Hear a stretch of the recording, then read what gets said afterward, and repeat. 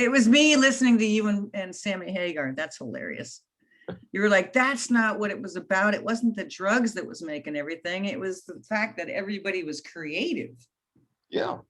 And the drugs enhanced the fact that everybody was still, they just. Well, until the bad drugs started coming in. Well, yeah. With bad folks. Yeah. Because the problem with Haight-Ashbury that was unsolvable was it was infested by people who wanted to get in on the free love and the drugs, and the drug dealers came, and the criminal element came, and all that kind of stuff, and it overnight turned from an artist ghetto to just a shit soup.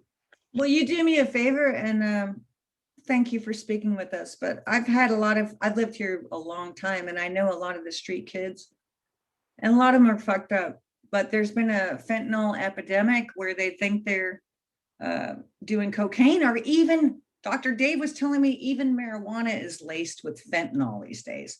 Why is that? I don't know. But the point is, what would you like to say to all the kids that are still coming to the Haight-Ashbury, Bobby?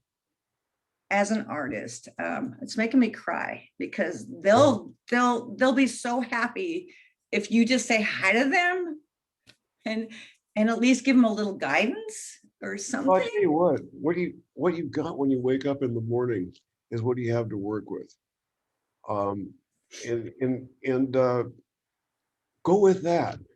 Don't go out and get fucked up and think that you can work, that's going to enhance what you do. Because what you wake up with in the morning, especially if you're not hungover, is what you need, is what you have, is what you were born with, and that's what you have to offer, is what you have to say, and the drugs aren't going to help you. I've been there, I've done that.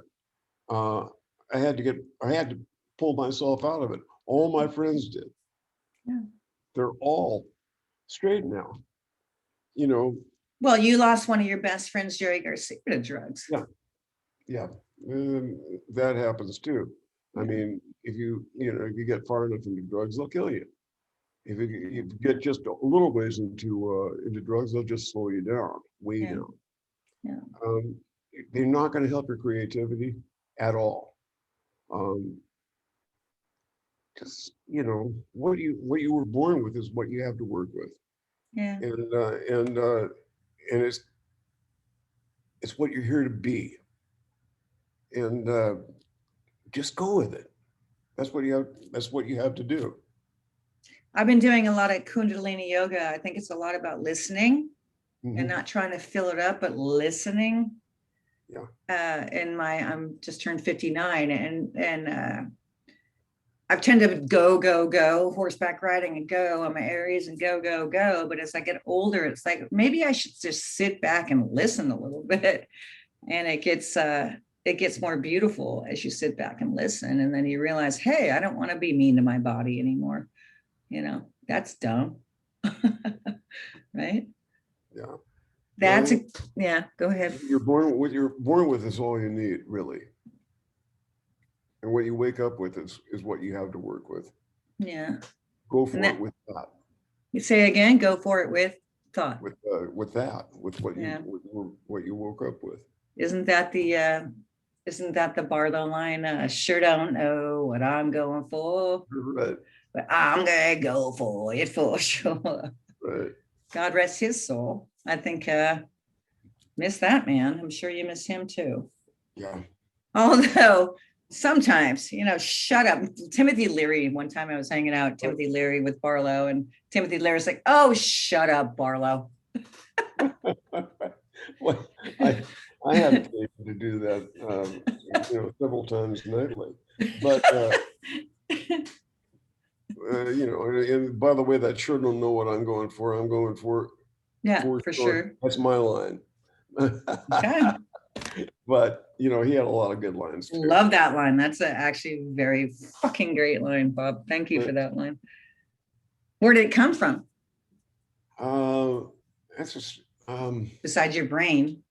Well, okay, here's the story. I was out on Barlow's Ranch one summer. We were putting up hay, but we were rained out as often happened out there. And so I think actually it was I was maybe a partner in that ranch at that by that time. The bar cross. Yeah, the bar cross. Yeah. Um, Was and Ramblin' Jack there? Ramblin' Jack was in and out of there. I don't know if Uh, he was there at this particular time, but he might have been. Just a little shout out to Ramblin' Jack, to all the Haight Street voice people. Or he's a dear friend of mine, and he lives up in Marshall, and Uh-huh. I see him often. Good. Anyway, so I had to write a tune. You know, it was coming to me, and I was working with Barlow on it, and I had the music written, but I didn't know what the fuck it was about, and so I figured, okay, well, I'm going to go for a trot, you know, because that's what I did that daily, a few miles a day, and I put on my shorts and my running shoes, and I headed up this dirt road that goes up and up towards up to the foothills, through the foothills, and into the Wind River Mountains. And I never ran all the way to the Wind Rivers because that was like 5 or 6 miles and all I that. thought you were on a horse. I thought you were trotting on a horse, but this is you just. Yeah. It was me running, and so I get a couple miles up there, and I'm just wondering what the fuck is this all about. I just finally, it was frustrating. I get 2 or 3 miles up the road, and way up it was probably about 8,500 feet in elevation. That's big.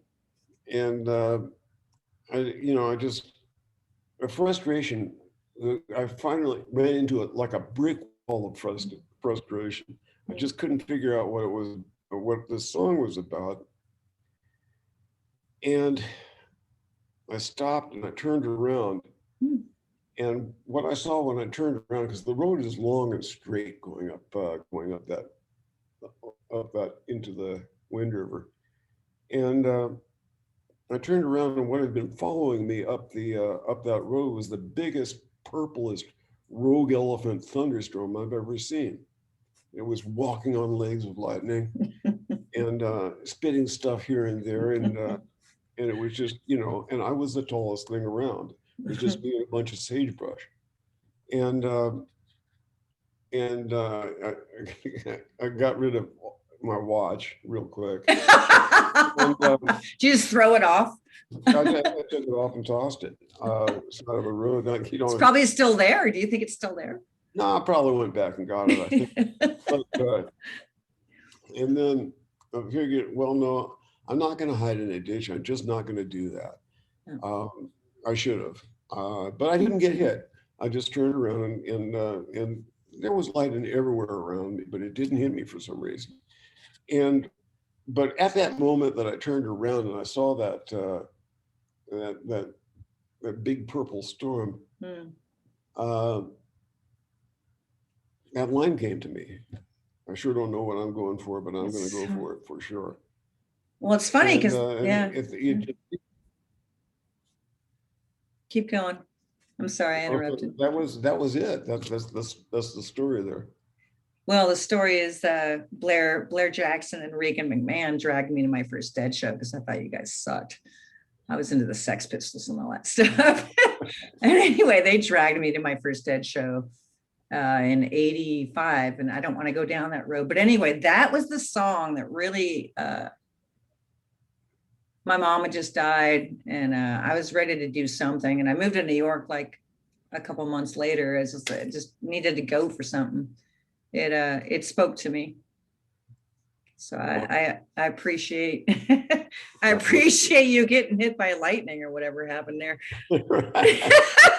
Thank you for taking one for the team there, Bob. Right.